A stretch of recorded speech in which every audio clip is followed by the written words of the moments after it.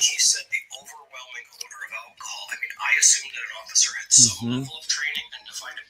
This is interesting. So,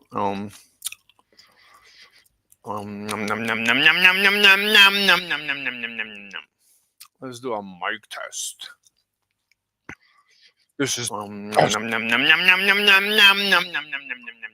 okay.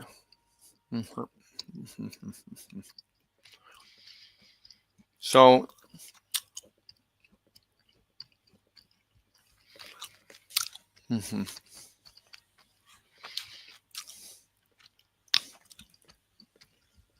accusing the victims for the crimes of the aggressor. Except the fact that you are literally the aggressor. You are not the victim here. You are the aggressor. Your culture came from a foreign land. Arabism came from the Arabian Peninsula. Hello, my friends. I'm coming to you after a full day of filming out with Arabs and Palestinians here in Israel. I'm tired, but we got some next level bullshackery from Sky News. Speaking to a Hamas official, diplomatic official, but a terrorist in hiding. Let's just jump right into it. Okay, the interview is with the interview was with Dr. Bassem Naim. Let's go. Dr. Naim, thank you very much for joining us here on the program. It's been 405 days since the war in Gaza began, and there doesn't seem to be an end to the conflict. We've seen the way Gaza has been completely devastated and the impact on the people of Gaza. We're also seeing that the Israeli hostages haven't been released, the ones who remain in Gaza at the moment. Correct. The ceasefire discussions have also gone nowhere. Can you just give us an update on where things are at as far as the ceasefire is concerned? Thank you very much. The last well-defined broker deal was the deal of July 2nd. It was discussed in all details, and I think we were near to go for a ceasefire, to reach a ceasefire, which can end this war, go for a permanent ceasefire and total withdrawal and prisoner exchange. Unfortunately, notice how there's no talks about how the Palestinians will reform or Hamas will reform. It's just like, get out of Gaza, let us go back to doing exactly what we were doing before. And you'll see this carry on in the continuation of this interview. Netanyahu preferred to go the other way. He committed at least 2-3 big massacres in Mawasi Khan Yunis in Gaza City, and then finally he assassinated our top leader, Ismail Haniyeh. Our top leader, Ismail Haniyeh, a terrorist that has stolen billions of dollars from the Palestinian people and was living in Qatar in a hotel. That's your top leader. And that's something that we should be ashamed of as Israel, is assassinating this person. After that's what killed the deal. Didn't receive any serious proposals. But Dr. Naim, you say the Americans are not serious, the Israelis are not serious, but Qatar... No, you cannot say... Wait, are we talking about Sinwar? Are we talking about Sinwar? That's what killed the deal. Didn't receive any serious proposals. But Dr. Naim, you say the Americans are not serious, the Israelis are not serious, but Qatar, the country that is mediating between both sides, the Israelis and Hamas, also say that Hamas is not being serious. Any serious proposal. Leader. And that's something that we should be ashamed of, that has stolen billions of dollars from our top leader, Ismail Haniyeh. Our top leader, Ismail Haniyeh, a terrorist that... Ismail Haniyeh, not Sinwar?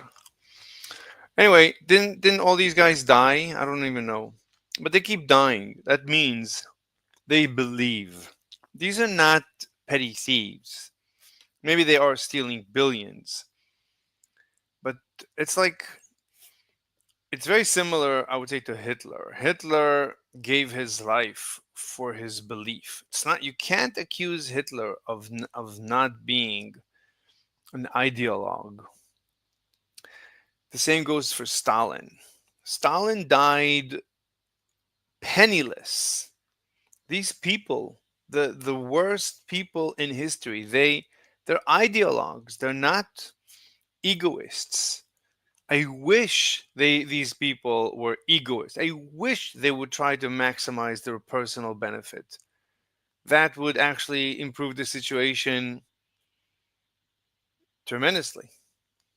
That has stolen billions of dollars from the Palestinian people and was living in Qatar in a hotel. That's your top leader. And that's something that we should be ashamed of as Israel, is assassinating this person. That's what killed the deal. Didn't receive any serious proposals. But Dr. Naim, you say the Americans are not serious, the Israelis are not serious, but Qatar, the country that is mediating between both sides, the Israelis and Hamas, also say that Hamas is not being serious. I think the last... What is this question? Hamas is nothing at this point. Hamas is literally just a manipulated side of the Palestinian violent jihadi ideology. That's what Hamas is. Hamas can't be serious at this point, which is amazing. We've pushed them into a corner as Israel, into a place where they can't. Hamas was voted in democratically many years ago. As soon as they were voted in, they removed the democratic process. They never held another election. The same goes for the Palestinian Authority.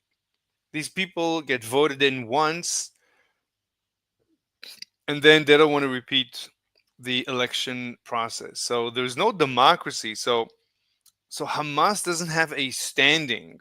I don't understand why the West honors Hamas in any way, shape, or form. I don't understand.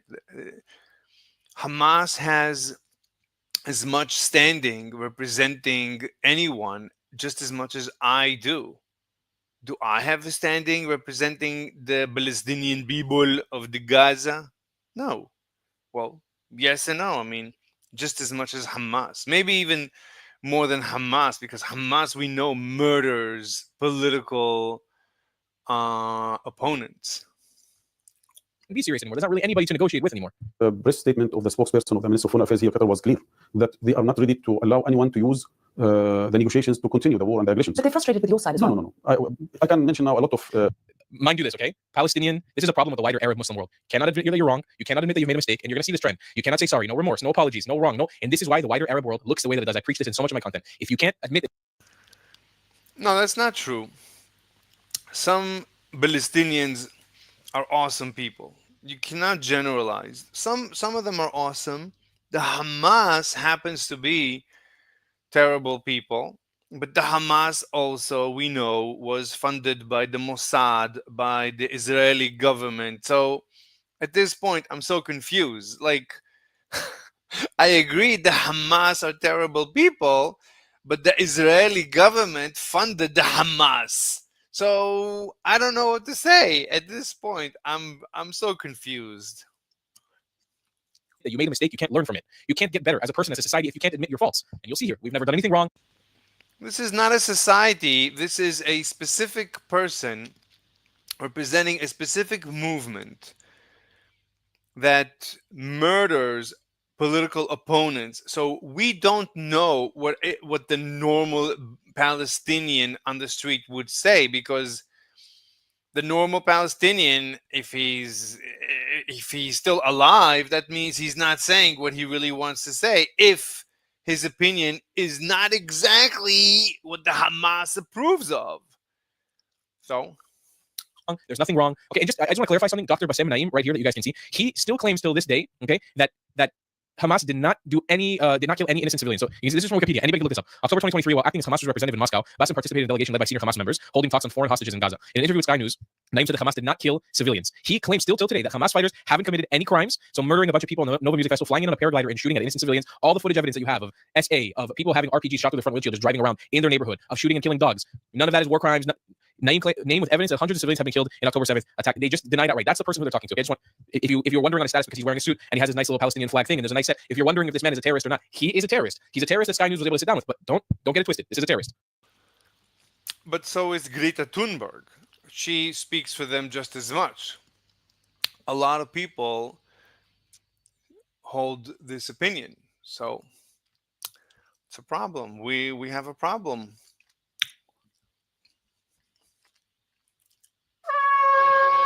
Coming up on Jerusalem Dateline, another hostage video released, and new revelations about how Gazans feel about Hamas. Plus, a look at President-elect Trump's cabinet picks. What could they mean for Israel and the Middle East? And the new book, Stand Up Nation. Gordon Robertson talks with author Aviva Klompus about Israel's commitment to help other nations. All this and more coming up on this edition of Jerusalem Dateline. Hello and welcome to this edition of Jerusalem Dateline. I'm Chris Mitchell. In their Oval Office meeting this week, President Biden and President-elect Trump agreed to work together to free the hostages in Gaza. Meanwhile, explosive reports have emerged. One shows Hamas is also torturing citizens of Gaza, and another indicates that 12 principals of UNRWA schools in Gaza were active members of terror organizations. Here's the latest on these developments and more, plus a warning. Some of the video you're about to see is disturbing. National Security Advisor Jake Sullivan, paraphrasing President Biden, said he's ready to do everything in our collective American power to secure the release of the hostages. Yet not all the hostages in Gaza are held by Hamas. Palestinian Islamic Jihad released a propaganda video of their hostage, Sasha Trufano. Trufano's mother viewed the video with mixed emotions. On the one hand, I am very happy to see him alive and see him talking. And on the other hand, I see that he is not in a good mental or physical state. Inside Gaza, Israeli forces released hundreds of hours of closed-circuit television footage. The IDF said the materials expose how Hamas brutally tortured Palestinian civilians suspected of opposing its rule. Some were hung upside down, others tied up in agonizing positions, or tortured while their captors sat inches away. Of course, YouTube doesn't allow us to see this. But YouTube allows us to see anytime it's the other way. YouTube allows everyone to see everything. They will force you to see it. Like I remember there was this one child, a Syrian refugee that died on the beach. They fed us that image day and night, 24/7, because one child died. No one knows how, but the West was blamed, and it was in 4K, whatever that means. It was like best quality image you could ever imagine. So that's when the left, as long as it's on this, as long as it's on the narrative, on the right side of history, as dear President Obama used to say. If it's on the correct side of history, then they would show it to you up your kazoo. They would shove it down your throat. But if it's not exactly according to the consensus, to the narrative, then this is how we can see it, and it's probably going to get taken down either way. Talking to themselves or completing paperwork. Israeli media details the anger many Gazans feel towards Hamas. An Israeli Channel 12 reporter got exclusive access into Gaza and heard this unfiltered view from a number of its citizens. Of course, they have to blur her face. They'll kill us. They're terrorists. And yet, this is Israel. Gaza is Israel. Gazans have Israeli passports or something. So Israel allows terrorists. Sorry, let me fix that for you. Israel funded a terrorist organization to run this place. And when the terrorist organization Hamas became unstable and was about to collapse, Israel, the Israeli government, the Mossad, they ran quickly to Qatar to bring suitcases of cash and hand deliver them to Sinwar, to the heads of the Hamas, so that the Hamas government will survive, in order for the Hamas government terrorists to kill civilians. So I don't know who the bad guys are in this story. I don't know. I'm speechless, because the Israeli government funded Hamas. There's no question. No one has ever denied that much. So to blame Hamas for being Hamas, I don't know.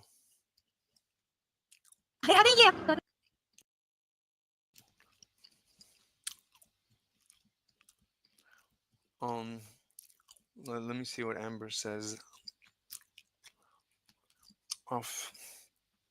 offline.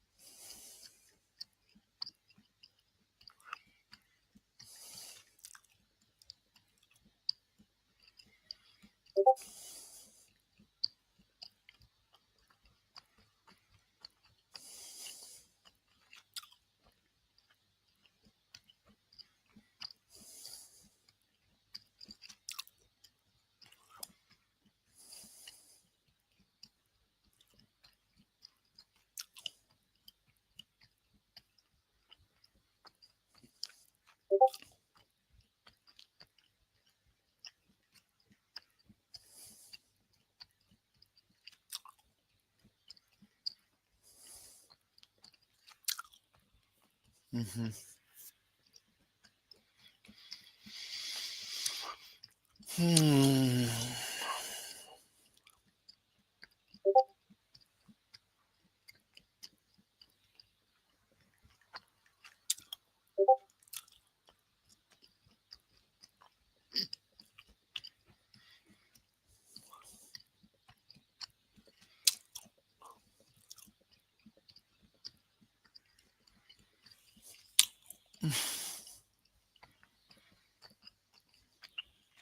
Okay, let's continue.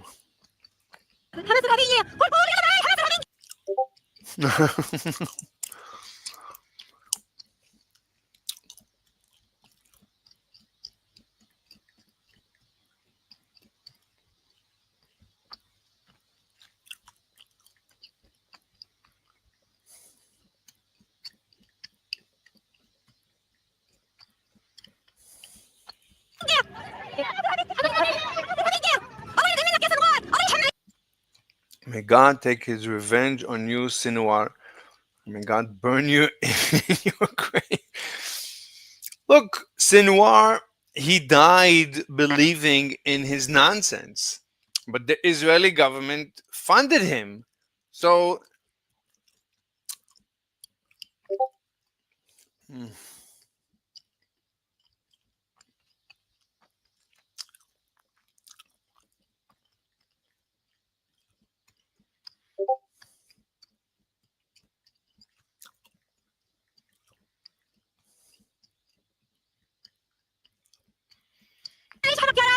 I mean, is the Israeli government. Everyone agrees it's the Israeli government who gave him suitcases of cash in order for his government, not the government, in order for his fascistic, terroristic regime not to collapse. So it's like a lunatic being paid to keep being a lunatic. He's not going to see anything wrong with being a lunatic. Imagine a person running around creating wreaking havoc everywhere he goes, just hurting people, being just a crazy person. But every time he does something, he gets paid for it. Society pays him. Society remunerates him for being a weirdo. Um, so he's gonna think, oh, society appreciates that I do this. What else do you want him to think? Like, if society paid me to do something, I would say, okay, then society appreciates whatever it is that I do. Let's say I'm a streamer and society pays me. YouTube pays me. YouTube is society.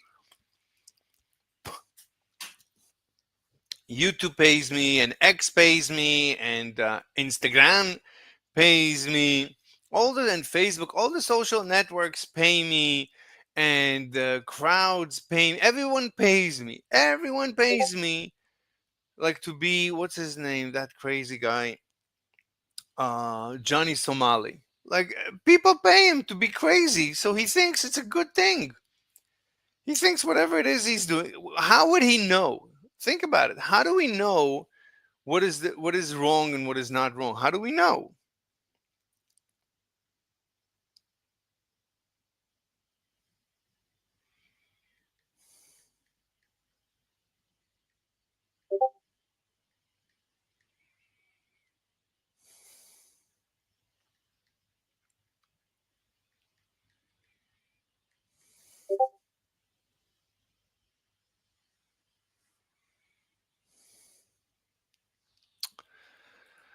The video showed IDF soldiers providing water and medical aid. Yeah, I mean, it's very nice right now that the IDF is helping in front of the cameras. Very nice. But the IDF was also funding the Hamas terrorist government for years, for decades. So, are we supposed to just ignore the fact that the Israeli government was funding the Hamas for decades? I don't get it. What am I going? What am I missing? And the same goes for the Palestinian Authority. What's the other guy's name? Forgot. We forgot his name because he's none of the headlines. Abu Jihad, Abu Abbas. Abu Abbas is the same. He's getting paid by the Israeli authorities, and he's giving money to terrorists. He's not. He's not a good guy, as we say. He's not even elected democratically. He doesn't have a democratic standing.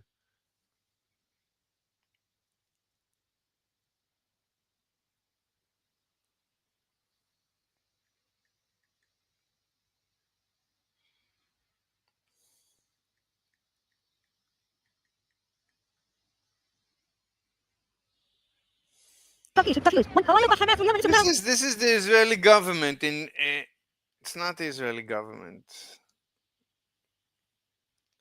Anyway, this is futile.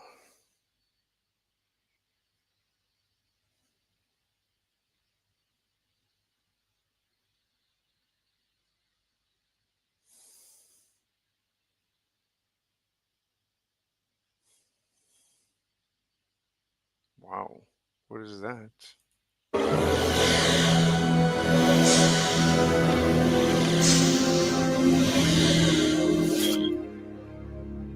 What the hell are you doing in my room? We are Vorgons. I am Azure. This is Baratos. We come from the 27th century. We traveled 300 years into the past to find you. All right, let's assume for the moment that I believe you, that you are indeed from the future. What is it you want from me? Have you heard of the Tarks Utat? What? I'm aware of the legend. It tells of a visitor from the future who left behind the mysterious device known as the Tarks Utat. Essentially, that story is correct.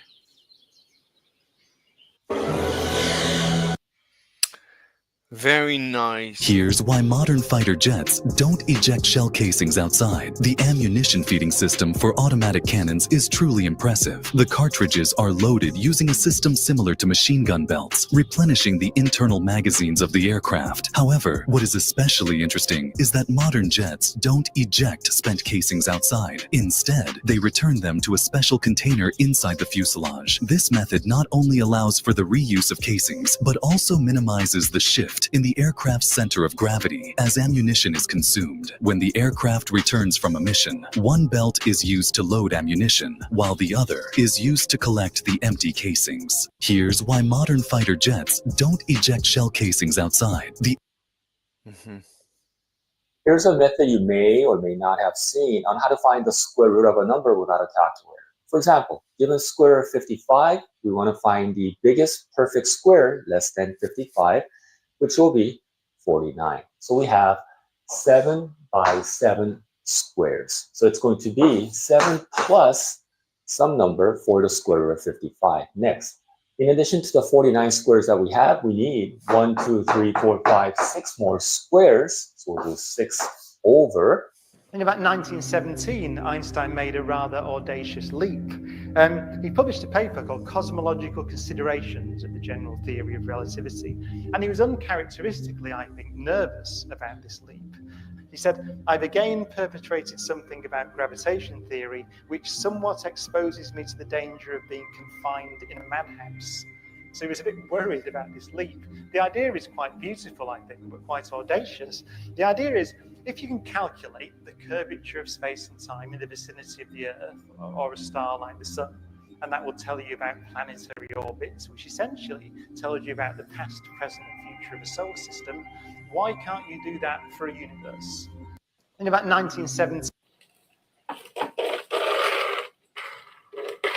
The rest of our forces are depending on us. How can our mortal enemy be over 100 years behind us in weapons technology? Their battleships may be on their way right now. We must attack! You have a warrant for your drug trafficking. County jail employee realized Fremont police had the wrong guy. Hey man, what's your whole name? My name is Mr. McCloud, bro. My name is Darnell McCloud. He said that's not his name. He's not Darnell Smith? No, it's not. They didn't ask for ID. They didn't ask for they didn't ask for my name. Officers never asked for the man's last name. Police walked the man out of the restaurant in front of all of his customers. He was outraged and asked to see the warrant. What am I getting locked up for? What did y'all show me? I worked for over 5 years here in Fremont. For them to come in there and say I had 2 F1s, especially in front of all my customers, it just surprised me. The officer gets in the car to check McLeod's date of birth and social security number, calls his boss. I got bad news. What? We got the wrong guy. Shut up, Chevy. I swear. The supervisor tells him you have to let him go. Told him to give me a ride back wherever to my restaurant. A couple of officials called me and have been very apologetic about the situation. You have a warrant for your drug trafficking. County jail employee realized Fremont police had the wrong guy. Hey man, what's your whole name? My name is Mr. McCloud, bro. My name is Darnell. Normally with this information, we'd take time to make a more intricate plan of attack. However, rather than transmitting the technical readouts of the Imperial battle station and keeping our hidden rebel base safe, Princess Leia insisted on delivering the plans herself, knowing full well her ship was being tracked. Thank you, Princess Leia. I'm picking up on your sass. That's good, because you deserve it. So, in short, we have one chance to make this right, and it's all Princess Leia's fault. We have reached the planet Yavin. The rebel base is on a moon orbiting on the other side of the planet. We will be within firing range within 30 minutes. Or you can lightspeed this battle station to the appropriate side of this planet the first time and be in range now. Oh, yes. My mistake, sir. Stand by.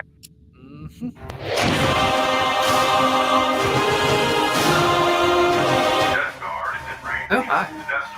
Well, so much for that idea.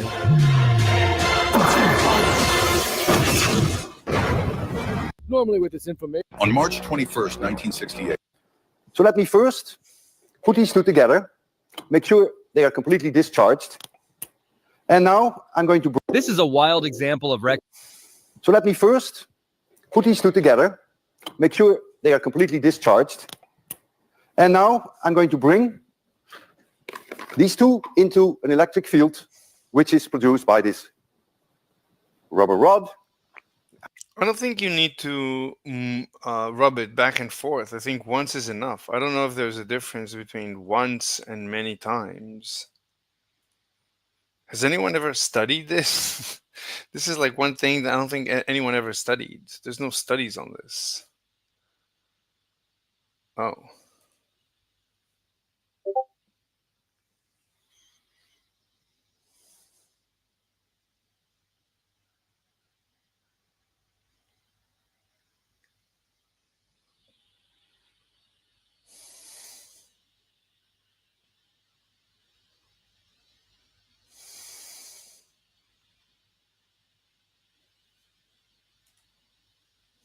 Glass is inherently brittle. It is the very symbol we use for fragility. But these days, we expect so much from this material. We want it to be perfectly transparent, scratch-resistant, thin, and even flexible. But most of all, we want it not to break. So is it possible to make unbreakable glass? Well, in this video, I will make the case that glass is one of the most important materials humans have ever made. It has transformed how we live, launched numerous scientific revolutions, and forever altered how we think about our place in the universe. Part of this video was sponsored by Saley. In mid-2006, Steve Jobs had a problem. Apple was working on the first iPhone, set to be released in January 2007. But Jobs wasn't satisfied with the screen. The prototypes he was testing had plastic screens, which scratched easily. So Jobs wanted glass. But regular glass wouldn't work. It too would get scratched up, and it would also shatter. Plus, he wanted the phone to be slick, so the glass had to be really thin. So he called up the CEO of Corning, Wendell Weeks, to ask him to make the glass for Apple. And 6 months later, it was on the first iPhone. This was Gorilla Glass. Gorilla Glass has been used in phones, computers, and wearable devices for the last 17 years. Now it's used on billions of devices, and over the years, it's become a lot more durable. So we sent veritasium producer Peter to Corning's headquarters to see for ourselves how Gorilla Glass is made and how it works. We'll need a volunteer. Yeah, yes, that's me. All right, so this is what we call a key scratch demo. In here, we have a polycarbonate, which is basically a plastic, and then we have a Gorilla Glass. And what you can do is scratch this side first, polycarbonate, see how it goes. Yep.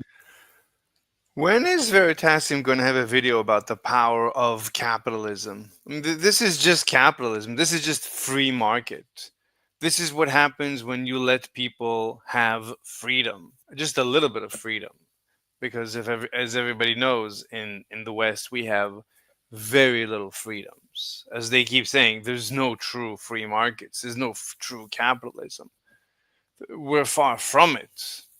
We basically have fascism. But even within that, there is just a little bit of freedom that our lives keep improving exponentially. Definitely scratches. Yep, try to scratch in our logo. It's not quite. There you go. We're getting Veritasium. Yes. All right, so now try the same thing on the other side. So this is Gorilla Glass. Yeah, definitely does not scratch. To break glass requires two things, a flaw and stress. To introduce the flaw, they sandblasted a spot in the middle of the glass to roughen up its surface. And Peter will apply the stress. Take that tip and put it inside that circle and push down. See if you can brace it for it. Not too hard, right? No. All right, so next we have strengthen soda lime. Strengthen as much as you can for soda lime. So here. Harder, for sure, a little bit. Next we have Gorilla Glass. I'm kind of terrified. Oh, man. Wait, I know like we don't actually want to do this, but I want to do this. So. Are you kidding me? There's two responses. The first response is either, this is a really great demo, I completely understand what you're showing me. The second response is, I'm taking this person. I need to try to break this slice. Okay, it is a very good demo. I'm like, genuinely really impressed with this way. I still want to. Great, last one. No, like I'm bending the stylus. Wow. Okay, amazing. Glass has existed in nature for billions of years. It's formed by meteorite impacts, lightning strikes, and volcanic eruptions. But when humans came along, they found ways to use glass. Obsidian is volcanic glass. It forms when lava cools quickly. It's extremely brittle, so when you hit it with another rock, you can chip off sections of it to make a sharper and sharper edge. There's evidence of obsidian being used for cutting implements, arrowheads, and tips of spears as early as 1.2 million years ago, and it hasn't gone out of fashion. Today, some surgical scalpels have their tips sharpened to just 3 nanometers across, and the best material for this purpose is obsidian. Compared to the million-plus years we've been using glass, we only started making it very recently, around 5,600 years ago. Most common glass is composed mainly of oxygen and silicon, the two most abundant elements in Earth's crust. In nature, you find them in the form of quartz, crystalline silicon dioxide. Crystalline means that the atoms are arranged in a regular repeating structure, and quartz is the primary constituent of sand. So if you take some sand, heat it up to about 1700 degrees Celsius until it melts, and then rapidly cool it, it forms glass. During the rapid cooling process, the atoms don't have enough time to return to their periodically arranged crystal structure. So instead, they are stuck where they are, like a liquid that's been flash frozen in place. That is why glass is considered an amorphous solid. Amorphous just means disorganized, not in any regular arrangement. But perhaps this is where the misconception about glass being a liquid comes from. It isn't a liquid. At room temperature, glass is solid because the atoms are fixed in place. They can't flow past each other like in a liquid. I even made a video about this 9 years ago. They are disordered, but they are solid. This amorphous structure is also what makes glass so brittle, because there's no way for the structure to relieve stress. When stress is applied to the glass, a small crack will form at a flaw on the surface. And as the glass cracks, the stress is applied to atoms with fewer neighbors, so the crack grows bigger, which eventually leads to the glass fracturing. So next we'll move to what we call slider demos. What we're using is sandpaper. This represents like an asphalt type surface. Sure. So if you were to get out of your car and you accidentally drop a phone in the parking lot, then what we're using is this fixture, it's bending it. So it's pre-stressing it. You have a rough surface to introduce the flaw. And on here we have an alternative glass, similar to some of the repetitive stuff, different thing on the mark. And when you're ready, you can drop. On 3, 2, 1. And some sounds. Okay. All right. So bro, now what you want to see when you pick up your phone off the park. No, hard break. And then we have a road glass and what we call the mega slider. Like, very exciting name, right? Now you can see we dramatically increase the height. Can I do it from here? No, from the very top. From the very top. Okay, so we're not just increasing the height, we're also starting from way up here. Right. All right, 3, 2, 1. No, we're good. That's pretty cool. While the basic recipe for glass involves silicon dioxide, glass makers have been adding other ingredients to change its properties for thousands of years. Adding sodium carbonate, also known as soda, and calcium oxide, also. But what is he's not explaining what silicone is, what dioxide is. Like he's just naming chemicals. He's not showing them or animating them. Not even mentioning the number of protons, of electrons, free electrons, nothing. As if we're supposed to be these geniuses. Like we already know everything. Also known as lime, lowers the temperature at which it becomes liquid from 1700 degrees Celsius to around 1000 degrees Celsius. And that's why soda lime glass accounts for around 90% of all glass manufactured today. Another recipe includes adding boron trioxide to the mixture, forming a borosilicate glass. Glass is usually quite sensitive to changes in temperature. If you throw boiling water on your car's windshield, it'll likely shatter due to the glass rapidly expanding. But borosilicate glass has a really low coefficient of thermal expansion. It doesn't. What are we supposed to do with all these names? Well, why is he wasting our time? I don't know what boron is, sodium, silicone. Like, could you show these things? We're not geniuses. I don't know what is he expecting us to know? Doesn't grow or shrink very much, even with at least give us links, something. Drastic temperature change. This is not the year 0 that we're supposed to not have links. Give us links to something.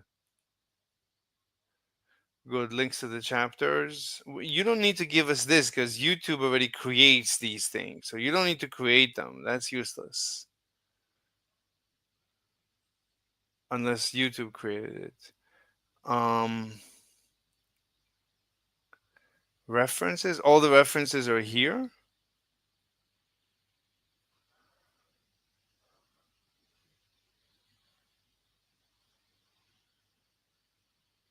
In a Google Doc.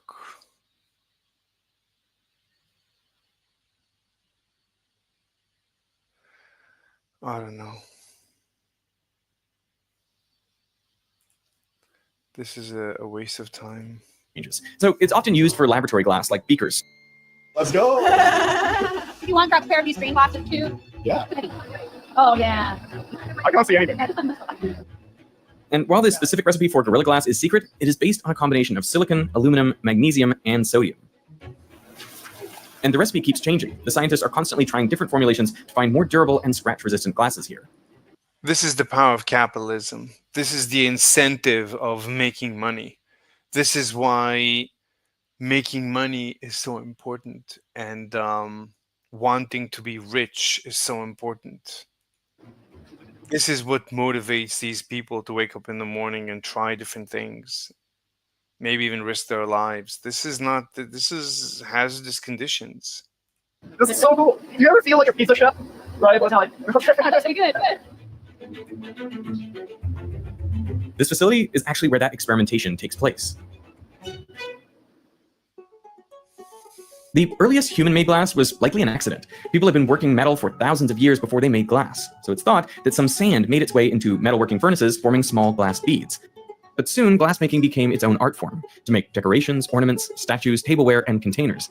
Unlike clay, glass is impermeable to water, making it an ideal material for bowls and bottles.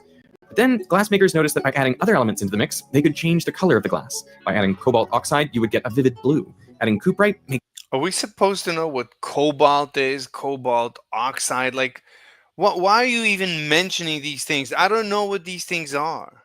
makes red. But all of the historical glasses we've Cooper time. Oh my God. been talking about have been opaque, which is not really what we think of as glass today. After glassmaking was invented, thousands of years passed before we invented transparent glass. That's because making it is actually pretty difficult.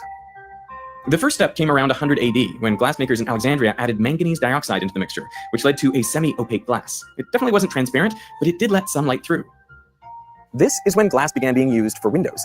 And glass windows were a huge deal. I mean, they provide a physical barrier that keeps the warm air in and the wind and critters out, while still allowing light to shine into your home. But the first truly transparent glass was made many centuries later, around the Italian city of Venice. The art of glassmaking was thriving and bringing a lot of money into the city. There was just one problem. To make and manipulate glass, you need very hot furnaces. And at the time, Venice was a city built almost entirely out of wood.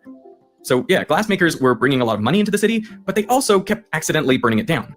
So in 1291, the government of Venice had enough, so they moved all the glassmakers to the island of Murano. The island became known as the Isle of Glass, celebrated for making the most beautiful and intricate glassware anywhere on Earth. This is also where the glassmaker Angelo Barovier invented clear glass. He took some seaweed rich in potassium oxide and manganese and burned it to create ash. Then he added this ash into his glass, and when it cooled, he found that the glass was transparent. Most materials are opaque because when photons hit them, photons are absorbed. The photon excites an electron, pushing it up to a higher energy level. But this only happens when the photon's energy matches the energy of an allowed electron transition. And different materials have different energy levels. In transparent glass, the energy required to move an electron from a lower state to a higher state is higher than the amount of energy that a photon of visible light has. So the photon just passes right through. Now, while glass is transparent to visible light, it does interact with other parts of the electromagnetic spectrum. It absorbs much of the ultraviolet spectrum because UV photons have more energy, hence they can push the electron to the higher energy level and be absorbed. That makes it opaque to UV. That's incredible. So you cannot get sunburn through glass. This is also how colored glass is made. You add impurities into the glass, which affects the electron energy levels, which then changes the color of the glass. If you look at a pane of glass side on, you might notice that it looks slightly green, which is because the most common glass used for windows, soda lime, has impurities of iron oxides, which give the glass a green tinge. The glass absorbs more of the other colors than it does green. So that's why we see it. Fascinating. I think the only way we truly appreciate how important transparent glass is would be if all of a sudden it disappeared. So your windows, glasses, screens, all gone. But there is another element in our daily lives that we take for granted, which is connectivity. I mean, we are always connected to the internet. And losing that connection, even for a few minutes, can be pretty uncomfortable, especially when you're traveling. Staying connected abroad requires either paying exorbitant roaming fees or a continuous hunt for public Wi-Fi. So it's an ad. But luckily, you can avoid all of this with today's sponsor, Saley. Saley makes it incredibly easy to set up a cell plan with data in more than 150 countries, and it's way cheaper than roaming. I went to Germany for our recent thermite video, and here's how easy it was to set up an eSIM with Saley. After downloading the app to my phone, all I had to do was click on the country, select a plan, and Again, this is how amazing capitalism is. Is he ever going to talk about capitalism? Probably not. activate the eSIM. Then when I landed, I instantly connected to a local network with no hidden charges. That was it. You don't have to use any shady public Wi-Fi or worry about scammers selling fake SIM cards in front of the airport. Download Saley once and you'll always be connected. And if you find out that your phone isn't eSIM compatible, you'll get a full refund. To try Saley, you can scan this QR code or click the link in the description. Make sure to use code veritasium at checkout to get a... So in the US, a lot of people can now just insert any SIM card into their phones. Special 15% off your... This doesn't exist in the rest of the world. This is something very unique to America, that you cannot switch SIM cards. The phone is locked for whatever SIM card you have. First purchase. So I want to thank Saley for sponsoring this part of the video. And now back to transparent glass. Truly transparent glass was a massive deal for 3 reasons. Sometime in the early 1300s in northern Italy, this clear glass was ground, shaped, and polished into small discs that were thicker in the center than at the edges. Due to their resemblance to lentil beans, they became known as lenses. Glasses to correct farsightedness didn't seem all that important at the time because literacy rates were so low, they were almost exclusively used by monks. But after the invention of the printing press circa 1440, glasses became a vital tool. The printing press led to a precipitous drop in the cost of producing books, which led to a rapid increase in literacy rates. now a large number of people became aware that they were farsighted. Thankfully, there was a technology available to solve the problem. 150 years later, a father and son, Hans and Zacharias Janssen, put two lenses in line with each other rather than side by side. And this was likely the world's first microscope. It made objects appear about 20 times their original size. In the 1660s, Antony van Leeuwenhoek made significant improvements on the microscope by grinding the lenses himself. He could magnify things 200 times, allowing him to see human cells. The first thing he did was look at his sperm. A few years He expected to see little copies of himself, obviously. later, Robert Hooke published Micrographia, a book full of beautiful sketches of the microscopic world. And all of this was possible because of transparent glass. And in 1608, Hans Lippershey, an eyeglass maker, applied for a patent for a spyglass. His idea was for it to be used in warfare to spy on your enemy on the battlefield. The next year, Galileo Galilei heard about his idea and realized that he could point this device toward the sky to study the stars and planets. Galileo's telescope magnified objects in the night sky by about 30 times. In 1610, he was able to see the craters of the moon in detail, the phases of Venus, and 4 of Jupiter's largest moons. These observations were the final nail in the coffin for the geocentric model of the universe. He saw moons that were clearly revolving around Jupiter and not the Earth. And how else could you explain the phases of Venus other than to say that the planet must go around the sun? None of this would have been discovered without the invention of transparent glass. 4 centuries later, we can now make glass that is orders of magnitude more transparent than water. Glass that is so transparent that if you were able to make a column as deep as the Mariana Trench, you'll be able to see all the way to the bottom. This is the glass inside optical fibers. Oh, this is getting real. I'm so... But the main thing we all need is durable glass. So how do you take a substance that is typically delicate and brittle and improve its scratch resistance and drop resistance? First, you start with an aluminosilicate base. And then, after the glass is made, you submerge it in a potassium salt solution at 420 degrees Celsius. Yeah, it really does look like water. Yeah, I don't know if I want to drink it. Potassium and sodium are chemically very similar. I mean, they both have 1 electron in their outer shell. So during this process, some of the sodium atoms are replaced by potassium atoms in the glass. Now, potassium atoms are physically larger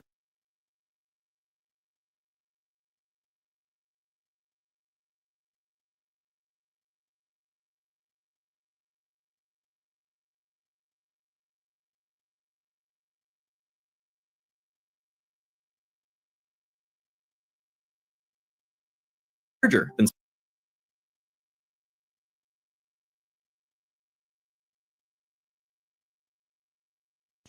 Wait, I'm speaking without turning on my mic. I need to stop doing that. sodium atoms, but the glass is already set. It's rigid, so it doesn't increase in size. So now there's the larger potassium atoms all squeezed together, taking up the same amount of space as before. This increases the compressive strength in the surface of the glass, which makes it more durable. Can you see any visual difference size between them? Honestly, no. I have 2 pieces of glass. One of them has gone through the ion exchange process. The other one hasn't. I don't know which one is which. And we're going to figure that out really soon. You ready? 3, 2, 1. Okay. That's really cool. Can I give it harder? Yeah. That was a thunk. My mind is genuinely blown. That's really cool. That's all just like ion exchange, right? That's all just, there's no other difference, right? You Yep. just put it in a bunch of salt. Yep, for a few hours and voila. Yep. I'm trying to think of a good analogy for this. You know, I can imagine if there were just a whole bunch of people sort of standing around casually and you try to... So he just put glass in salt, but it's hot salt, right? For 24 hours or something? What just happened? Like, this was completely unexpected. Submerge it in a potassium salt solution at 420 without the invention of transparent glass. 4 centuries later, we can now make glass that is orders of magnitude more transparent than water. Glass that is so transparent that if you were able to make a column as deep as the Mariana Trench, you'll be able to see all the way to the bottom. This is the glass inside optical fibers.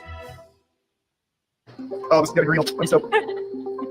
But the main thing we all need is durable glass. So how do you take a substance that is typically delicate and brittle and improve its scratch resistance and drop resistance?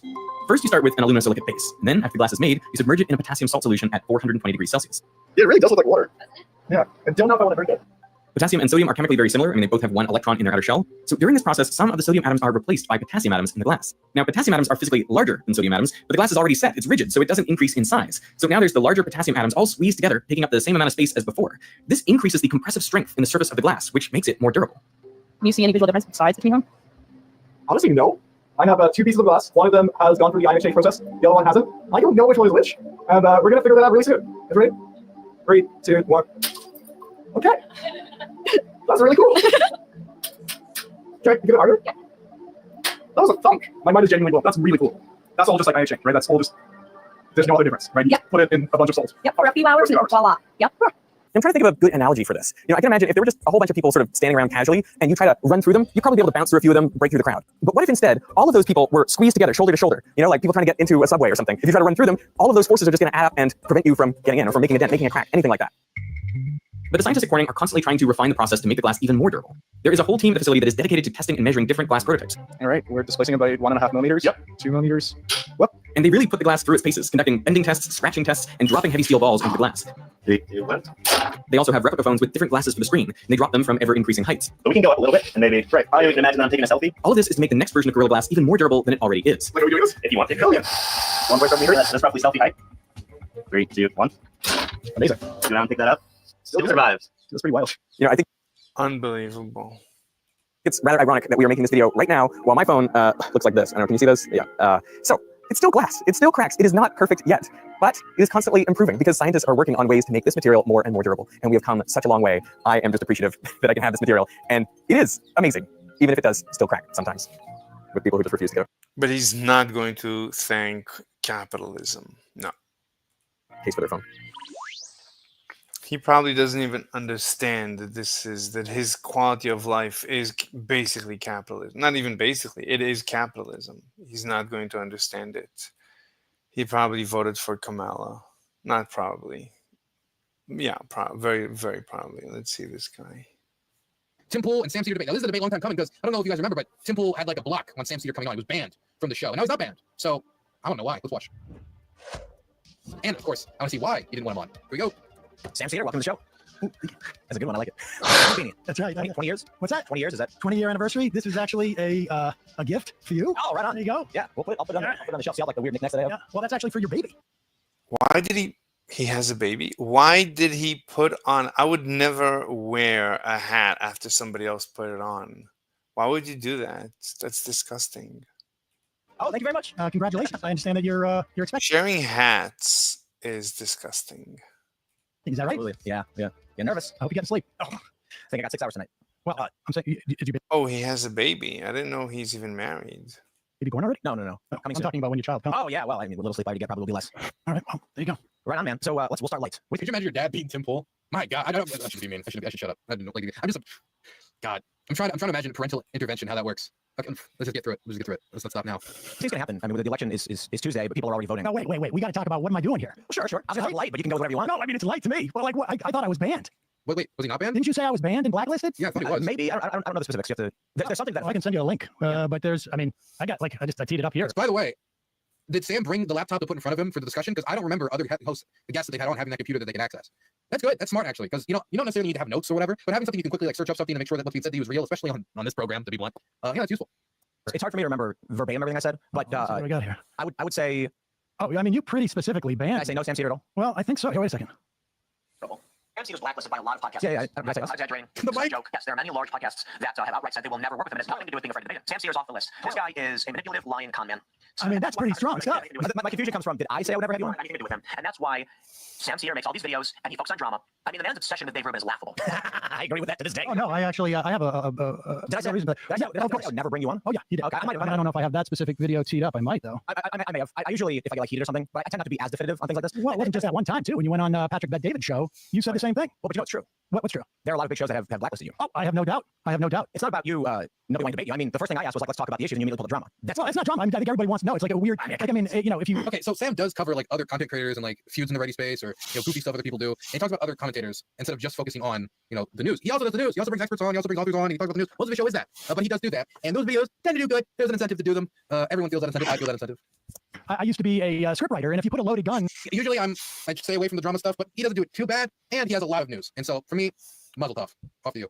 In the first scene, and you don't resolve it, people are going to be distracted. So this way we can just deal with this, get that out of the way, and then move on to stuff that is more, I think, like substantive. Yeah, but that's it, right? It's not my business to tell other shows that have brought it up, but I'm not concerned about other shows. I know what I'm just curious. What am I doing here? What are you doing here? Yeah, I have you on. I don't know. I figured there were probably misconceptions you had about me. I think that a lot of what you think about what I say comes from clips and not the actual show. So there's like I don't really have conceptions of you. This started because you said something that was untrue about my position on the death penalty, and I was like, I think Sam saw a clip that someone pulled out of context and didn't actually hear like my 2-hour diatribe on Yeah, no, I don't. I think actually what I was talking about, I don't think I ever said whether you believe in the death penalty or not. I mean, You pulled up, you cited a quote where you said that I said something like, I cited a quote, or did I play a video? at the beginning of the video, Tim Pool agrees that people who commit treason should get the death penalty, which Is that right? Do you have the video? You must have the video. No? Oh, wait a second. and I just went, holy crap. Let me see if I got it, because I'm pretty sure I remember this. Wait, Laura Lunar, if she says that people who commit treason should get the death penalty, to be clear, she's not like meaning, oh my gosh, this military officer sold secret.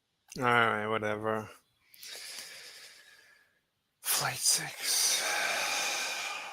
The final countdown to Flight Test 6 is on right now. Could we really see this beast taken to the sky again in just days? Yep, I am so excited, and we are obviously diving into these monsters arriving at SpaceX's launch site today. On top of that, they are not slowing down with those Falcon 9 launches either. Yet another frenzy setting one new record, and many more remain to be broken. Indeed, this week we have a lot more to cover than you may expect. Hey, Marcus Hansford here, and it is getting super exciting, isn't it? Flight 6 in just days. Well, assuming that the schedule holds. I cannot wait for this, so let's get right into all the incredible action in preparation for that event. The week kicked off at the launch site with a Monday afternoon deluge test. This was a big one, and it is used to limit the impact of the colossal forces at liftoff. It suppresses the acoustic damage, as well as limiting the heat on the deck and the surrounding area. A huge amount of water is expelled from the giant stainless steel flame deflector that SpaceX has installed below the orbital launch mount. Yeah, in the next tower, they're not going to have the same solution. It's a completely different solution. It's an actual flame diverter with water, I think. You can think of it kind of like a massive upside-down shower head with holes drilled in precise locations. If we compare it to some of the previous tests, it almost looks like they've further increased the pressure to be used. They do keep some of the stored water for the booster landing as well, but now that they've already tested that once, they may have determined that they don't need that much for the catch. After all, only 3 Raptors are burning during the landing, yet all 33 are lit at near full thrust during liftoff. It would make sense to use as much as they can at launch.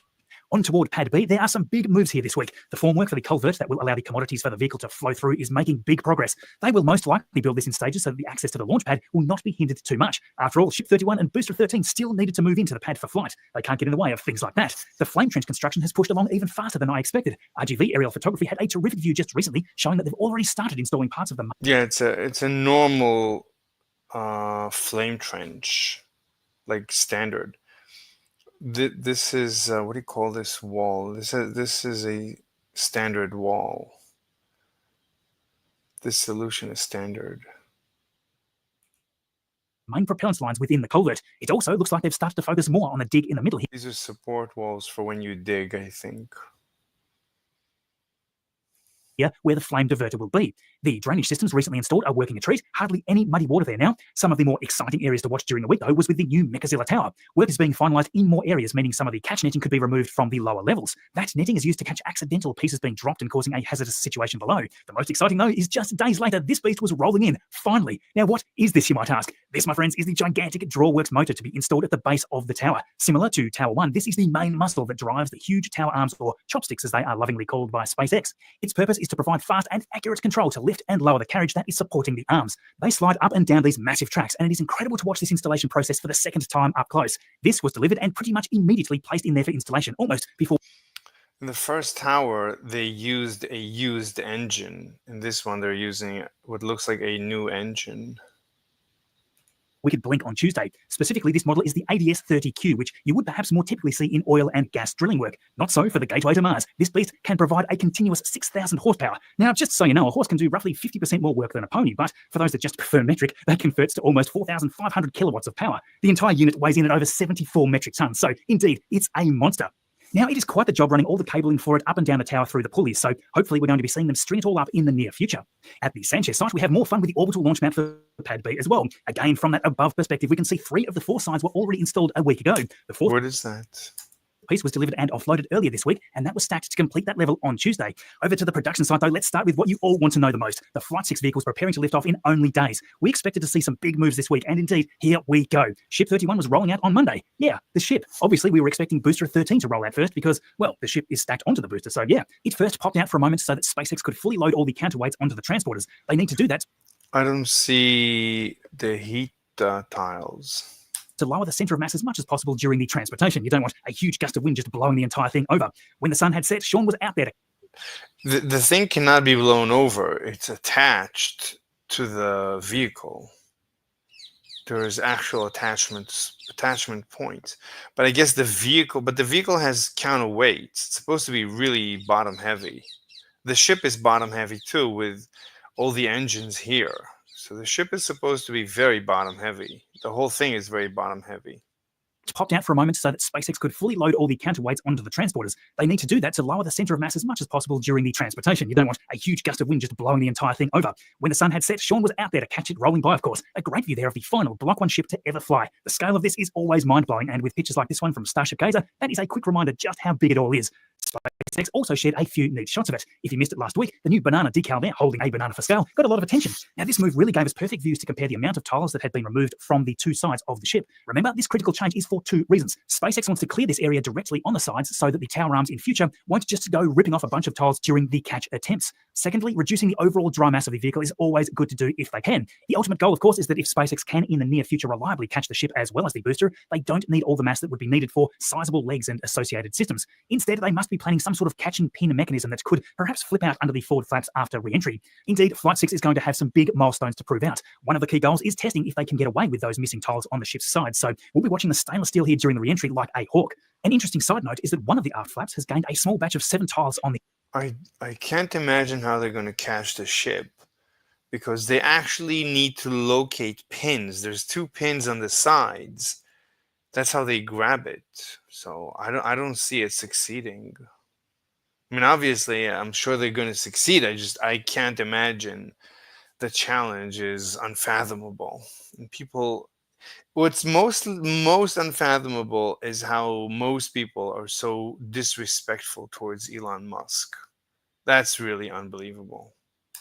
The inside here. Perhaps this is a new test to verify potential new methods of attaching the tiles to the ship, or maybe the heating on the inside of the flap is more than previously expected. Regardless, data such as this can really only be gathered by actually sending vehicles into the plasma to find out. A big thanks to our friend Chameleon Circuit working with us on some of the visuals here once again. Do drop a follow on X because this work isn't just crucial for us here, it is critical for other channels and threads such as those from the Ring Watchers. I feel so grateful that we get to pay such incredible people for their time, and that is all because of you being here subscribed or even supporting what... I don't understand why SpaceX is not already using Starship in order to deploy Starlink. I think I understand why. It's because they haven't proved yet that they can reignite the engine. So for now, they can't really go into orbit. That's the problem. What I do here directly with the team, we appreciate you so very much. We wouldn't be here without you, in fact, and that is for sure. Okay, so what about the other half of Booster 13? Well, its ride was at last moved over to the ring yard Tuesday night. Come Wednesday morning, that stand was moved into the bay. In the afternoon, the booster was lifted by the bridge crane over onto a transport stand, and a few hours later, there it was rolling out of Mega Bay 1 to be parked in the ring yard. SpaceX took the opportunity to pick up a few shots as it was about to leave. Now, we don't get to peek inside the bay there like this too often, and we can see other flight boosters preparing for their future. The one still being constructed is Booster 16, then the full... One of the geniuses of Starship is that it's always standing upright, so it's very strong this way. But it must always be pressurized. As far as I know, as soon as it's done, it must always be pressurized. If it loses pressure, it might collapse in on itself. Fully assembled ones are 14 and 15. Pretty cool to see all those machines queued up for the next 3 missions to follow Flight 6. Anyway, once that midnight road closure had opened up, off it rolled on its way to meet its Flight 6 companion. About an hour later, it arrived, slotting between the 2 robotic arms. Now, they didn't mess around. It was soon lifted and placed on the launch mount Thursday morning. They were eager to follow that with Ship 31 soon after. The ship... So the flight is 2 days from now, basically. 2.5 days from now. It was soon in the air as well, and that had been lifted and stacked on top that same evening. I love how routine this is already there with the... Oh, so it's already fully stacked. Beautiful full stack glory once again. The ship quick disconnect was quickly attached, and SpaceX got to work removing both alignment pins for the launch mount deck. Once they were gone, it was time for the scaffolding itself to come down, and a few hours after, the work platform was being lowered too. With that down, they could perform a test of the detonation suppression system. Everything looked good there, and finally for the day, they performed an actuation... Detonation? What is that? I don't know. Test of the grid fins on Booster 13. So, a busy day. Now, this full stack wasn't quite ready to take off yet because the team still needed to install the flight termination system on both of the vehicles. So at this point, at least the booster must be pressurized. Otherwise, I think it shouldn't be able to. I don't think it's designed to hold the Starship if the booster is not pressurized. They can still run a lot of tests at this point, though, so that is why they had it stacked. They will bring down the ship and get those explosives installed sometime, I assume, over the weekend. It will then rise back up for the final time. Oh, so it's just a test, okay. final step before launch. Indeed, the countdown is on. Now, there has been tons of activity to prepare for other upcoming flights. We were wondering whether Ship 33, the first Block 2 Starship and the ship to fly with Flight 7, was going to use Raptor 2s. We were expecting so, but we did wonder if we may perhaps see Raptor 3s rolling in. That question was answered very quickly with a barrage of Raptor 2 engines being moved towards Mega Bay 2 soon after our video went live last week. Here we had 6 Raptors all being delivered in under 24 hours. Out of those 6, 3 of them were the vacuum engines, meaning larger bells for higher efficiency in the vacuum of space. Now, you might actually recognize some of these Raptor numbers. Remember this awesome Cybertruck clip? Yep, that was Raptor number 305 as well, so it is back in action right here. Raptor 398, that was previously installed on Ship 30, and it had even performed a static fire. Amazing. Who keeps track of all these pieces? It was then removed for unknown reasons, but the reason for that removal must not have been anything too critical because it was now here to be installed on Ship 33. Interestingly, the remaining Raptors with the smaller sea-level engine bells have come in for the first time ever with the electric gimbaling control box already pre-installed. That means that we should be seeing this heading to Massey soon for a static fire. Indeed, it'll be exciting to see the static fire of the first Block 2 Starship. Now, a common question that I've been getting in the comments this week is how much payload would this vehicle really be capable of if it doesn't have the upgraded performance of the new Raptor 3s currently in testing? Before we dive into that, a huge thanks to Delete Me for every day data Amazon Obby comes in, a service dedicated to websites and emails, which shows to broker sites out there hoping for new data. You want to protect your logins for us and get 20%.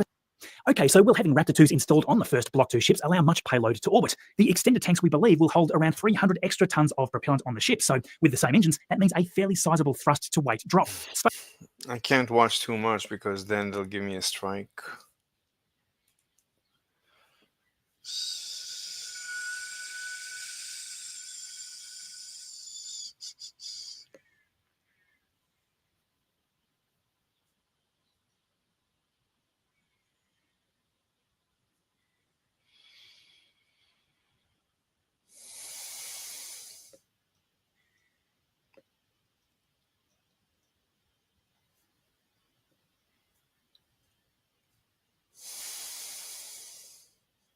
Oops.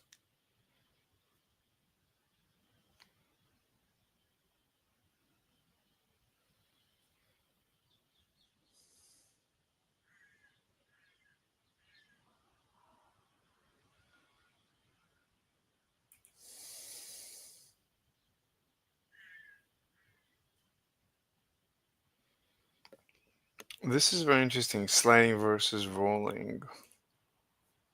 So we talked a little bit about the difference between the kinetic energy of rolling. Oh my god.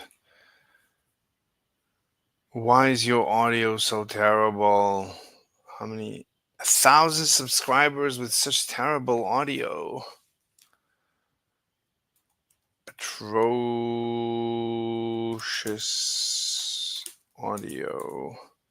How do you spell atrocious? Is this how you spell atrocious? I guess.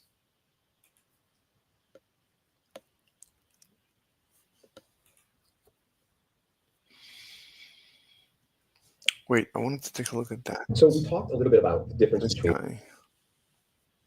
57, that goes inside. Self-doubt, please. Okay, let's have a look. Here we have the integral of 1 over x plus x to the 8th power. And because this is a rational function, maybe we should just factor out the denominator and then try to do partial fractions, right? And we can totally factor x plus x to the 8th. To do that, let's factor on x, and then we get 1 plus x to the 7th. And maybe we can keep this down and then set up the a, b, c, d, and all the constants. But let me tell you, no, we don't really have to do this for this particular case. Because if we're integrating 1 over x to the 1st power plus x to some other power, then you can actually do it the following way. Let me show you. In fact, do not factor out x to the smaller power. Instead, you want to factor out x to the bigger power. In this case, it's the 8th power. Let's factor it out. We will get x to the 8. And here we'll just get a plus 1. But what will this be though? Well, this is x to the 1st power. We took out x to the minus 7th. 8 of them, just do 1 minus 8. We get negative 7. That goes inside. If you multiply this in, you get that back. So what does this do though? Well, let me show you. Here we have the integral 1 over x to the 8th power times x to the negative 7th plus 1, and then dx. And here's a hint. Ideally, we want to finish integrals by u sub. That's like one of the best integration techniques. And for u sub, usually we just put it inside to be u. And think about the derivative inside. What is the derivative of x to the negative 7th power plus 1? Negative 7 times x to the negative 8. The answer for that is negative 7 x to the negative 8. Do we see x to the negative 8 somewhere here? This is x to the negative 8, so it's going to cancel out. That's good. Yes, we do. It's right here. Here we have x to the 8th power. If we bring this up, then we get negative 8th power, and the u sub will work wonders in this case. So here, let's put it up. So we have x to the negative 8, and then here we have x to the negative 7 plus 1 dx. All right, to u sub let u equal to the denominator, differentiating both sides. What is he saying? U sub? Anyway, he's doing substitution. So he's defining u as this function. So du is going to be negative 7 times x to the negative 8. Du equals, dx. Bring this to the front, minus 1. The root of 1 doesn't matter, so dx. And usually I like to show you guys a cancel. So now he's going to substitute. So this is going to be u.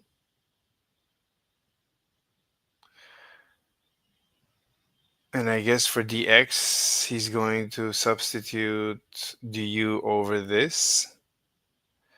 And x to the negative 8 should cancel out or something.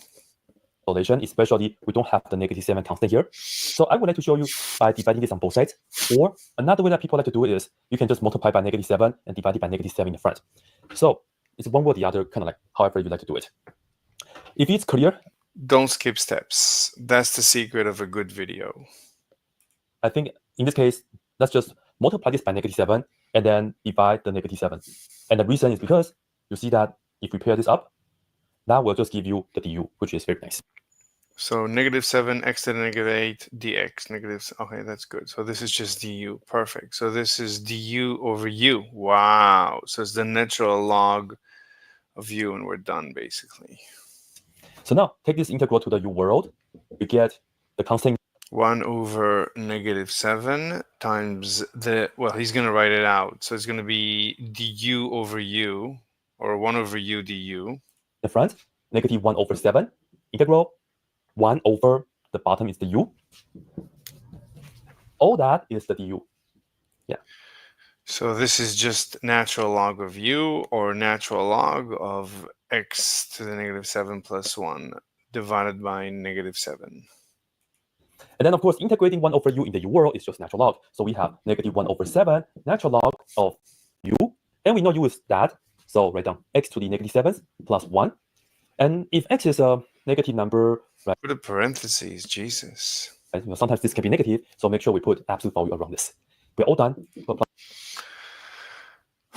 Why do you need an absolute value? You can't have the there is no natural log of negative numbers. Natural log is only defined for positive numbers.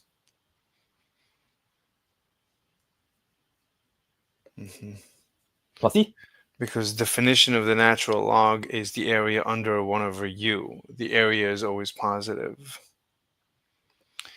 1 over u, when it's negative, wait, what does 1 over u look like? Oh, yeah, there is, I guess you can define it for the negative side as well. It's negative area. I wonder why they don't do that. Okay, we're done. That's it.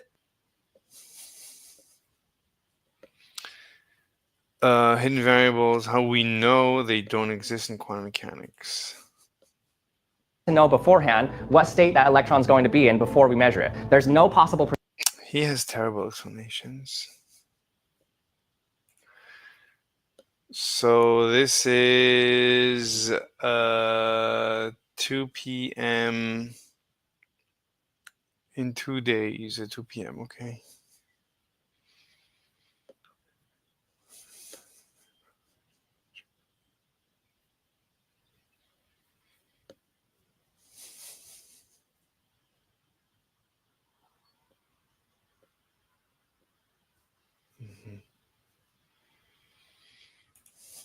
Okay, to calculate limit, first of all, we're going to limit x tends to infinity. So this is infinity square root infinity. How would you do this? write down the LIM, x goes to infinity. And then for the base x, I'm going to... This is x to the 1 over x power. Write it in red, and then this right here is the same as saying 1 over x power. Okay. So as x goes to infinity, this becomes 0. This is 0 to the 0. 0 to the 0. What does that look like? Well, what I always like imagining what the graph, what the function looks like. X to the negative 1 over x. Wow, I can't imagine that. So even if this was a constant, I don't know. And we don't like I would plug in numbers. To use x for the base, we like to use e for the base. So for the x, we are going to look at this as e to the ln x power, and we'll take this. Oh, so you're taking the natural log of this thing? How are you doing this? E to the natural log of x? Raised to the 1 over x power, which is the same as multiplied by 1 over x right here. Multiply the powers together, right? And then... Wait, what did you just do? Did you just take... So I guess he took the natural log and then the exponential. The natural log of x to the minus x, 1 over x is 1 over x times the natural log of x. So that's the 1 over x times the and then you take the exponential of that. Yeah, you're allowed to do that. That's genius. That is genius. Didn't think about that. So now x tends to infinity. This becomes 0. What is the natural log of x? Natural log of x tends to infinity is x tends to infinity. So this is infinity over infinity. But which is faster? So natural log of x slows down, whereas 1 over x asymptotically tends to 0. So this asymptotically tends to 0, and this doesn't have an asymptote. This keeps growing forever.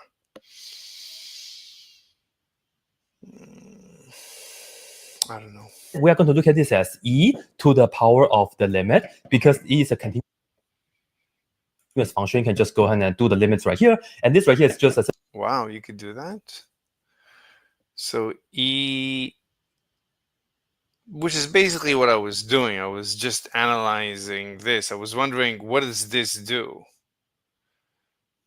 So it's e to the limit. Wow, this is brilliant. I didn't know you could do this. E to the limit of x tends to infinity of 1 over x times ln x. Same as ln x over x. And if you notice...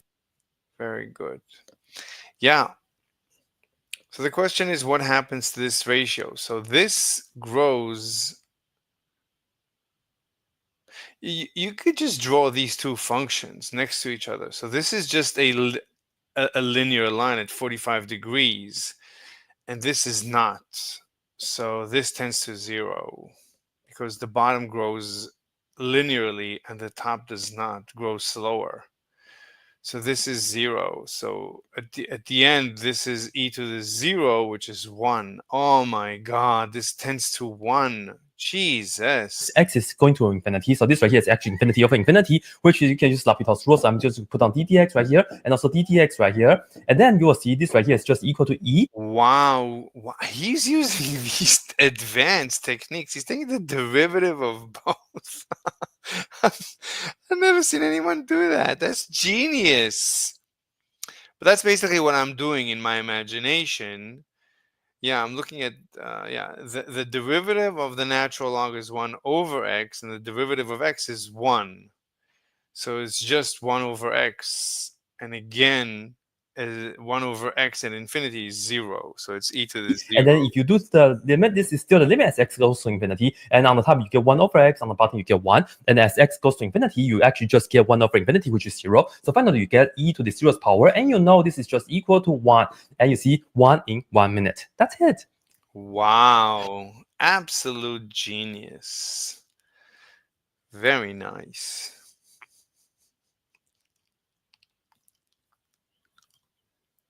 Star Trek. Prepare yourself for an adventure like no other. In the vast reaches of space, Aboard the mighty USS Enterprise, Captain James T. Kirk leads his brave crew on a mission that will test the very limits Star Trek 1950s, Super Panavision 70. What is that? of human courage and intellect. Alongside This guy is a Vulcan. Wait, they're all Vulcans. him is Spock, a Vulcan torn between logic and an eerie connection to the unknown. You can see that he's Spock and McCoy. He's a combination. And Dr. McCoy, a no-nonsense doctor who keeps the crew in line with his grounded wisdom. Why is he wearing a suit? But this time, they face V'Ger, a mysterious, colossal force threatening Earth and seeking V'Ger. Answers only its creator can give. Commander Willard Decker, once destined to lead, steps aside to support Kirk, all while navigating his intense feelings for Lieutenant Ilya, the beautiful and enigmatic Elton, whose own fate is bound to V'Ger's relentless journey. Wow, she has a hot body. Jesus. Can Kirk and his team unlock the secrets of this machine?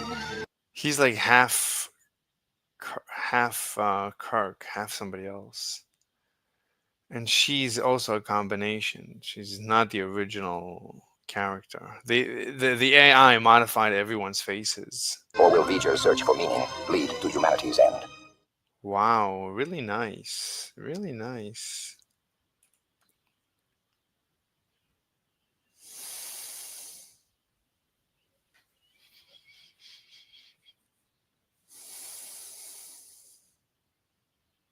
This is 19 hours ago? The secret of Einstein's unknown equation?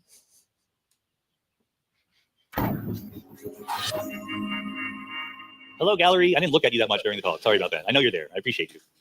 Thank you, Professor. Another amazing presentation, mind-blowing as always. I'm going to ask you something that's probably very naive, so I really do apologise being a layperson, but we can use general This is such a tiny place. relativity, as you mentioned, to calculate the precession of Mercury. We can use it on our mobile phones so we can find each other on satellite tracking.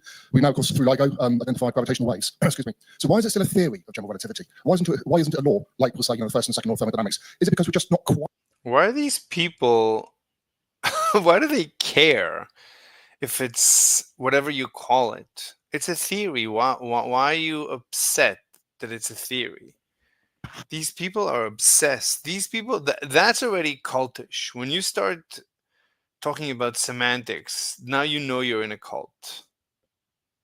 Quite 100% sure yet. That's always puzzled me, why it's not a law of general relativity. But the answer is because... And we know it's incorrect. It's Einstein's gravity is incorrect.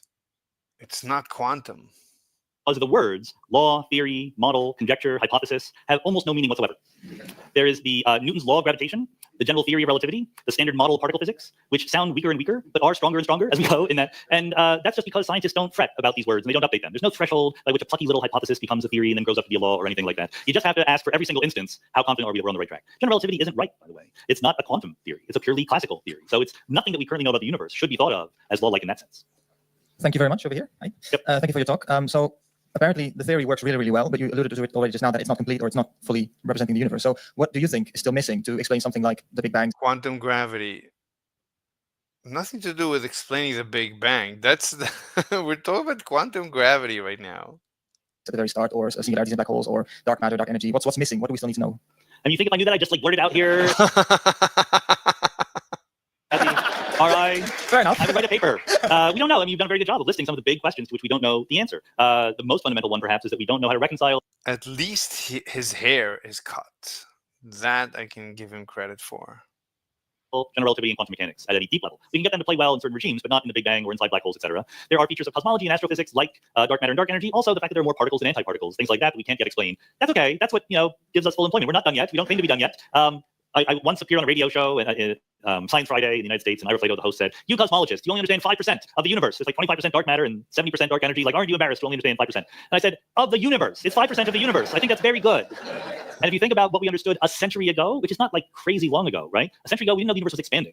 We didn't know about quantum field theory. We didn't even have quantum mechanics fully sussed yet. So yes, there are absolutely questions that we still have. I really do actually think that this question of reconciling general relativity with quantum mechanics will have unexpected implications for some of the other puzzles that you're asking about. I can't prove it yet, or I'd be writing a paper, not yammering here, but that's we all as theorists, we sort of feel out our way forward, what we think is most promising.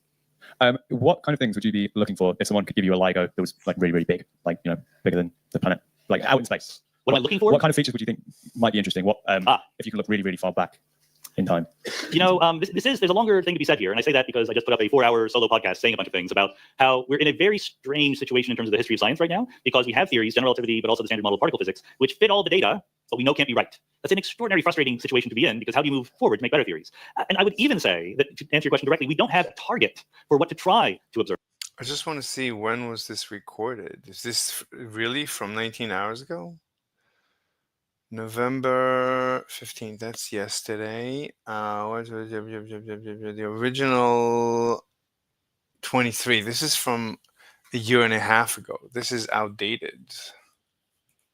The last time we had a target was when we turned on the Large Hadron Collider, and circa 2010, et cetera. You know, we eventually found the Higgs boson in 2012, but many of us, including myself, were expecting and hoping to find much more than that, and we have not. And we might tomorrow, I don't know, but that was a very sensible place to look. The place where the Higgs boson is might very naturally have other particles there to be discovered, but they're not there. These days, we're peering very, very carefully at the cosmic microwave background, the leftover radiation from the Big Bang. My long shot thoughts about where to look are in violations of the fundamental symmetries of nature, like Lorentz invariance is a symmetry that goes back to special relativity. It says it doesn't matter how fast you're moving. What if there is actually a rest frame in the universe? Locality is a very important. Wow. He's actually open-minded to a rest frame in the universe. So he's open-minded to the ether. Wow. That's what they call the rest frame of the universe, the ether. Fascinating. I don't consider the ether to be the rest frame of the universe. The ether flows in the universe. The ether is not stationary in the universe. It's a fluid that fills the universe. Feature of physics as we know it, but there's hints from quantum gravity that it shouldn't be right at the exact level. So maybe could we observe one of those in the lab? We don't know how to do that. But these are all, cross your fingers and hope for progress. We know we're not right, so we have to do like Lorentz invariance is a symmetry that goes back to special relativity. It says it doesn't matter how fast you're moving. What if there is actually a rest frame in the universe? Locality is a very important feature of physics as we know it, but there's hints from quantum gravity that it shouldn't be right at the exact level. Locality is that there's no spooky action at a distance. Things can only influence their local vicinity. That's basically the foundations of quantum mechanics. So maybe could we observe one of those in the lab? We don't know how to do that. But these are all, cross your fingers and hope for progress. We know we're not right, so we have to do many things, not just one thing, and someone's going to get really, really lucky. Thank you. And when they do, they can present We'll let them know. exactly. Yes. Oh, yes, hi, thank you for the talk. This is probably a bit of a silly question. You mentioned that generally physicists assume that time is a quantity has one dimension. But I was just wondering, why do we necessarily assume that if we think space is having multiple dimensions and time and space are equivalent? Sorry, that's probably a stupid question. Look, it seems very unfair that time only gets one dimension. What did you say? Assume that time is a quantity has one dimension. But I was just wondering, why do we necessarily assume that if we think space is having multiple dimensions and time and space are equivalent? Sorry, that's probably a stupid question. Look, it seems very unfair that time only gets one dimension and space gets 3 dimensions, right? But so here's the problem if you imagine like letting time have 2 dimensions. If you have 1 dimension, there's only one thing you can do, which is move forward in some sense. But as soon as you have 2 dimensions like a plane, now you can go in circles. So all those annoying time travel movies would suddenly be plausible. It'd be very easy to go backward in time if time had 2 dimensions. Now, that doesn't mean it couldn't or shouldn't be true, but maybe it hints at allowing time to have more than 1 dimension is incompatible with really respectable, well-formulated laws of physics. People have absolutely tried, by the way. It's not, I don't want to say anything, but most of the things you could have thought of, someone has tried. But trying doesn't mean you've tried in the right way. So people have tried, it hasn't worked out yet. Maybe tomorrow someone will try better. I just want to say there's no such thing as a stupid question in this space. Like, if you're thinking it, please ask it, because that's exactly what you're here for. So thank you. I mean, that was a great question. There could be still stupid questions. I don't know. I mean, yeah. Like, I don't want to jinx it, but that could happen. Let's pop up to the gallery. The person with the microphone is going to have to choose some people because I cannot see. Wow, she's hot. Yeah, you're also looks to us. So Verity should be there. Yeah. Wow, what is she wearing? Jesus. Can you just explain what the geometric interpretation of the left-hand side is? You said it's not curvature, right? Is it renormalized curvature? Or? No, it is. So it is. Sorry, I moved my microphone. It is part of curvature. So basically what Einstein, so the Riemann tensor, R lambda rho mu nu, is all of the possible ways to answer that question. How do those initially parallel?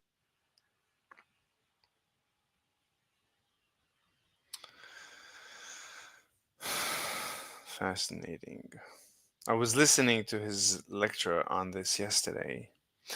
I really want to get back to listening to his lectures on this thing. At least explaining just the foundations. I'm a little bit hungry. What time? How long have we been here? We've been here for an hour and a half. What do we got? I don't think. Did we say anything special today? What did we cover? I don't even remember what were we listening to? Was I just listening to other people? I didn't expound. What were we? Not the Earth. And how else could you explain the phases of Venus?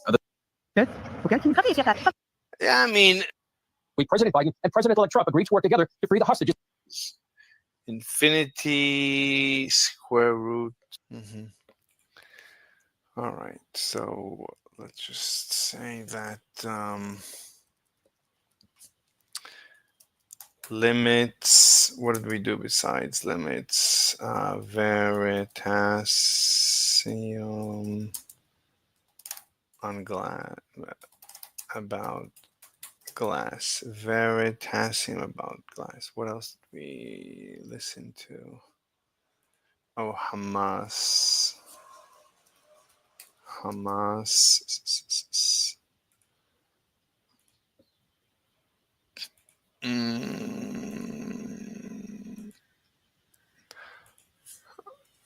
Hamas versus Gaza. Israeli government.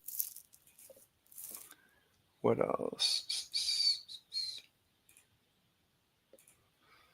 A lot of it we spent on the glass.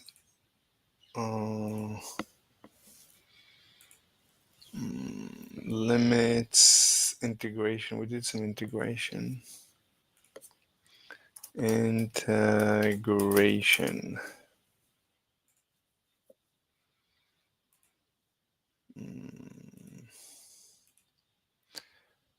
And Sean Carroll, but we didn't really have much to say about that. All right, let's stop here.